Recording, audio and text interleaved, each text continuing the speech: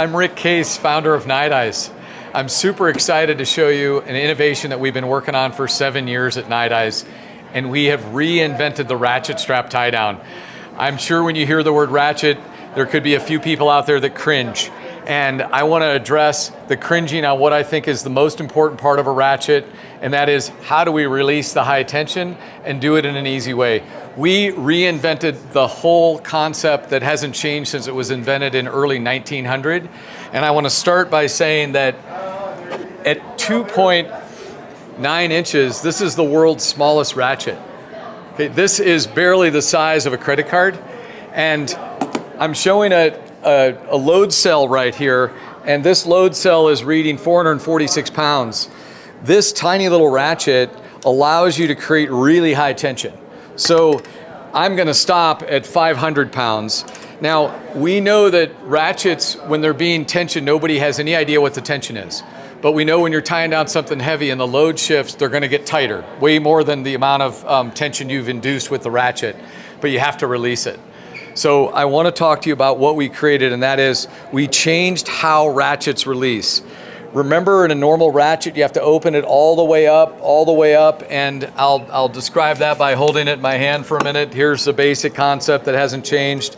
So the release is we pull the lever, we open it as we push down, and then only finally in here do we expand it all the way open to release the tension. Now, seems pretty easy when we don't have 300 or 400 pounds of tension on it, or 1,000, but when you do have high tension, the risks and the intimidation factor is higher.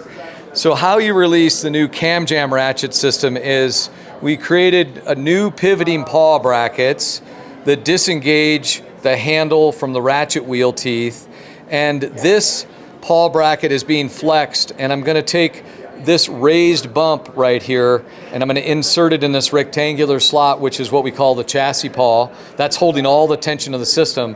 This is now the engagement of what it looks like to release. So by me squeezing the ratchet closed, we're going to go ahead and release what is 515 pounds of tension, and it's that easy. So it makes it super simple to release, and then when it comes back to tensioning it again, we're right back into moving it. So I want to show you a little bit about what's happening. This is the first ratchet that is not sewn to the webbing, okay? And because it's removable from the webbing, this allows quite a few different advantages. The ratchet can be positioned anywhere along the length of the webbing, so you can move it to conveniently access it or have it in a location where it's not touching or rubbing up against something. And if you look at the back side of it, the webbing is going into the ratchet, it's locked in, and then it's coming back down the back side, and it's going down around the anchor point, and it's coming back up into the ratchet. This is what we call tension boost technology. So the efficiency of these two straps creating that pulley effect allows you to create really high tension here. So when we're at 300 or 400, or we ratchet one click at a time, you'll see about 60 pounds of tension changing. On a standard ratchet that's 1-to-1, that could be 120 pounds or more of tension.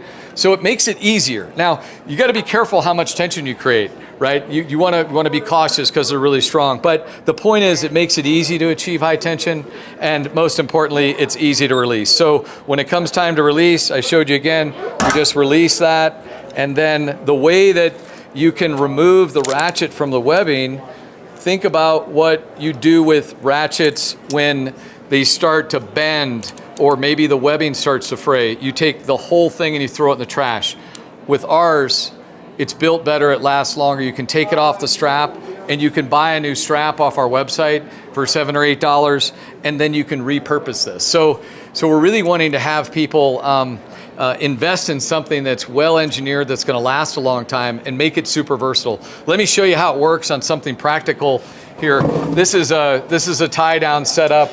I've just simulated a little Yeti box here to show how we're doing it. So the setup would be, this is the ratchet taken off of the strap. Now here's the setup. There's a bar tack loop in the webbing. This is a ratchet system that doesn't need a hook. If you think about the hooks, when you go to put the hooks on most of them, until you get tension, they keep wanting to fall off. This is not going to come off, and it's a soft connection. It's not going to scratch anything. Now, when you take the strap, you can throw it over the trailer, over the roof of the vehicle, and there's no metal attached to it. So it's safe. You're going to put it underneath the anchor point while it's over the load. And then now we're going to attach the ratchet to the webbing. So we're going to open up the ratchet, and you'll notice there's a hole in the bottom of the webbing here. Take a bite of the webbing, sort of folding it over like this, and we're going to put it up through the bottom. And now, if you look closely on the inside, this is what we call the capture frame. If the capture frame moves forward, that's in a lock position. If it moves inward, it can flip open. When it flips open, that's how you can attach the webbing to the capture frame. You'll notice that little head right there. That is creating the 1-inch webbing as a guide. When it's in this position and it's open, we can position the ratchet anywhere along the length. This way, again, you can keep it out of the way of touching anything or have it in a convenient spot that you can reach it and ultimately later be able to unload it. Close the handle. Now it's attached. Now, when you want to put the end of the webbing in, on a traditional ratchet, you move the handle back and forth in order to get the spool to line up so you can put the webbing through the bottom of it.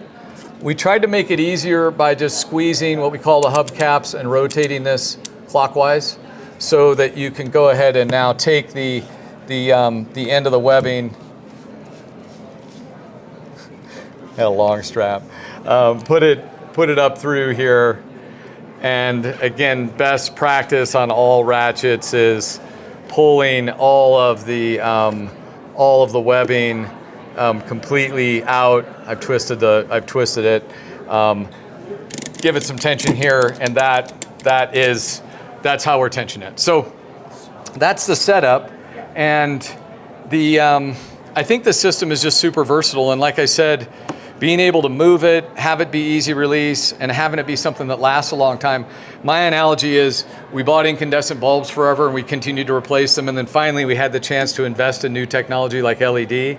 We paid a little bit more for them at the beginning, and then they lasted a really long time. So there's another part of the invention I want to talk about, and we invented a new hook that we called a hook lock strap hook. This allows you to have a situation where if you were tying down a motorcycle or heavier equipment like an ATV, UTV, and you want to create a quick release from the system where you might reset it up over and over in the same position. Say you're tying down a motorcycle, you might not be moving the ratchet back and forth. So in this example, we're going to take tension off the ratchet like I showed you. And now what you're going to see here is the new hook is not sewn to the webbing, and this is the same reason we made the ratchet that's not attached to the webbing. When the webbing eventually frays, we're going to take all the hardware off and reuse it again. Here's how the hook works though. The hook is spring actuated, so if you push it onto a 1-inch bar, in this example, it loads and locks onto the bar. If you think of other hooks that go on, oftentimes they want to come off when they're in slack. This makes it easy to keep it on, and then you give it a twist and you can unload it. So again, these stay on. Now, you can attach this hook to one of these 2 loops that come with the system. So if we were going to put this on motorcycle handlebars, for example, we're going to go ahead and locate the small a loop with the hook, and now this would be the soft connection around the handlebars. And we would set it up this way. Make sure the hook is over both, the webbing's over both hooks.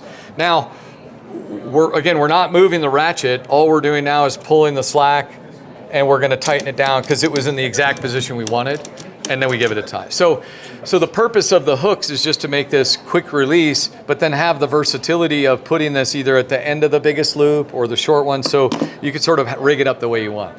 Very awesome. I think that's a great explanation. It's really good to recapture the setup and operation. And I've been enjoying mine the last 3 months. So Thank you, Sean. We're super excited about this, and the response we've had in the first few months of showing it is people are wowed by it, and they're excited to see change because there really hasn't been any innovation in the category.